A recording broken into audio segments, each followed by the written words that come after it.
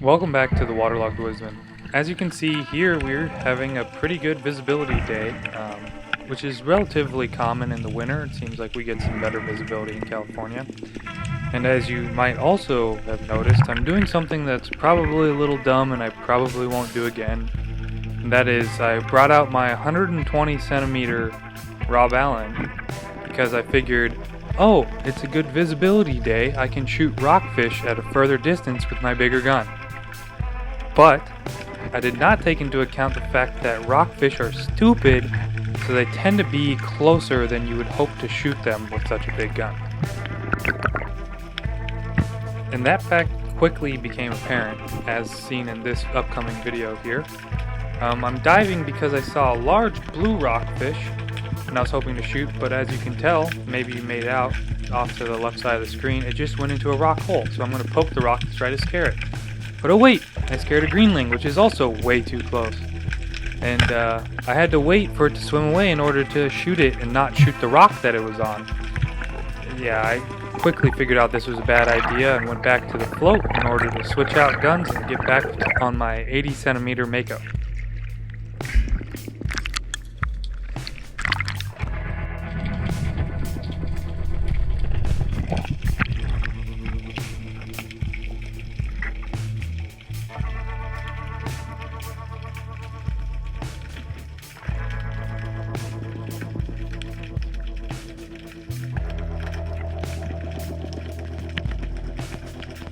After switching guns, I quickly switched up tactics and went back to the flashlight and the shotgun, hunting through holes.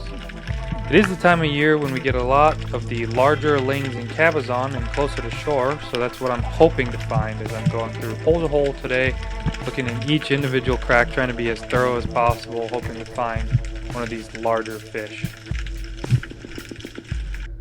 As I was swimming along the surface and breathing up for the next dive, I actually had this nice fat little blue come underneath me, which I decided to dive bomb. It was probably only 6 feet from the surface. You'll find these guys a lot of the time in that sort of water column.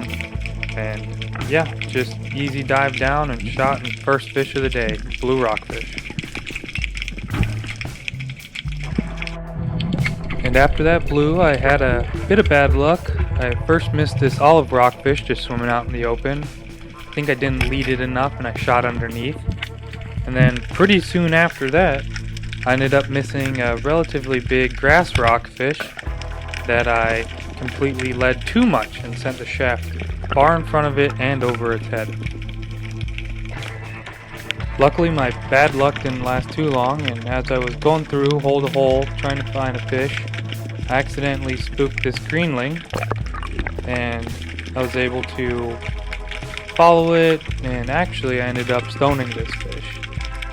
Now, I don't know what it is about this day, but I shot a lot more fish top down than I normally do. Normally I'm shooting them from the side.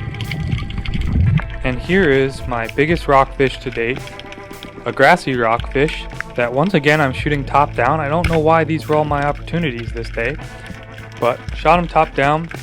He ran away. When I was looking at the shaft, it looked like the flopper was closed and that he was going to slip off, so I quickly went to check it, saw that the flopper had deployed, pulled on it a bit, got the reel, hung up on the kelp, and then had to release the reel in order to get back up to the surface.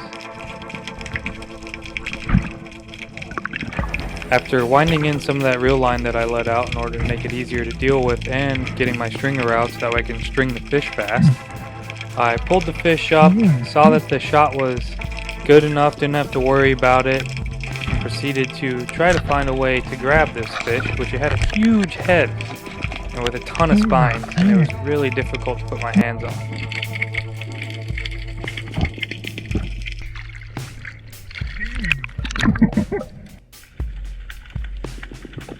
For my last fish that I got on video for the day, I decided to go down and shoot this kelp rockfish. I got asked to pick up some rockfish for some coworkers, so I decided to take this guy because he was decent sized and easy to get.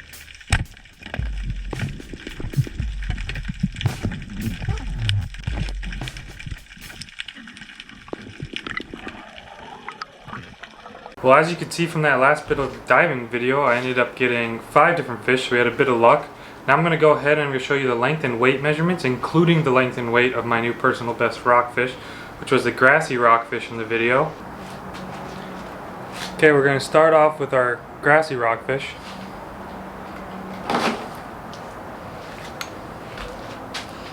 I don't know if you can tell or if it's backwards or what, but 4.33 pounds is our grassy rockfish.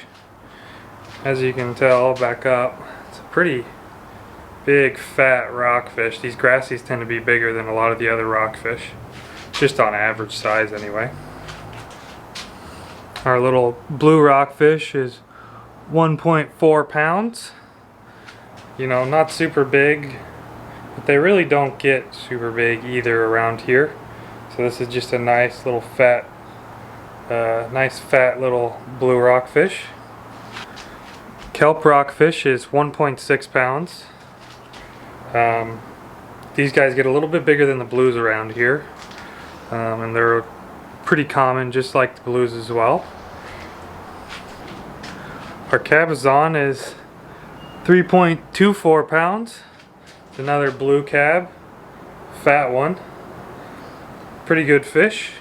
Just found it hiding in a hole, but unfortunately the GoPro had run out of battery by then, so don't have any footage of shooting it.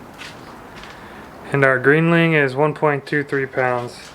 I missed the bigger one, which I'll show in the video as well, but I was lucky enough to get this guy. Just wish I would have not missed on the bigger one. Okay, now we'll do quickly a length measurement on all these fish. We're just going to run them through real fast. Got our greenling at 13 inches. Got our blue rockfish at 13 inches. Got our kelp rockfish at basically 14 inches. Our cabezon here is 17 inches. And our big grassy is a whopping 18.5 inches, almost, well, 18 3/4, almost 19. So really, really big and fat rockfish. Also, you can probably tell from the video, but that grassy is for sure male. So it's kind of funny to have that happen in the water.